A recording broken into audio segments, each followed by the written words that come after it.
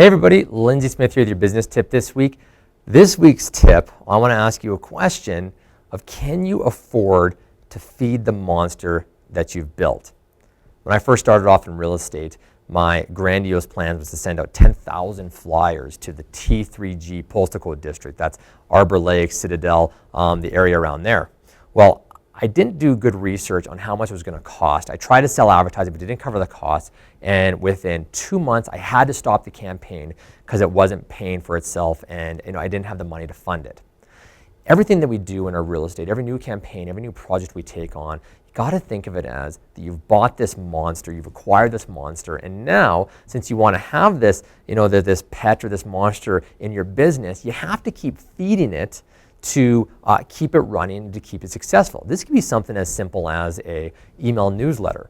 An email newsletter is a monster because now, can you afford the cost of it, number one, but can you also afford the time to update the content each month, to send it out and go through that process, to take the mental energy of ensuring that it's always up to date and sit in the back of your mind, can you hire it out? And can you afford the cost of hiring it out? So there's a whole bunch of different things that you need to think about with each new project that you get. I see people all the time, buy a new luxury car, but one of the things they don't think about is how much more is my premium gas going to cost?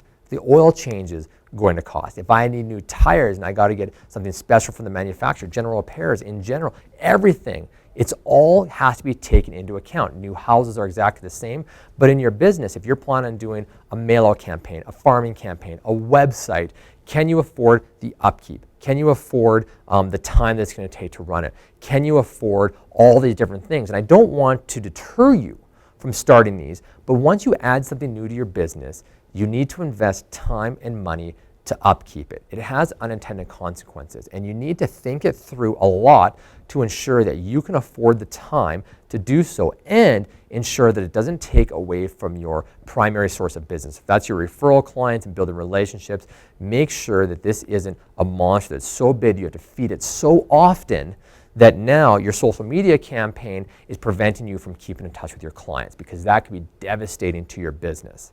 So ask yourself the question, anytime you're going to add a new monster to your business, can you afford the time and the money to feed it? That's your business tip this week. All the best in doing a ton of business for the rest of the year.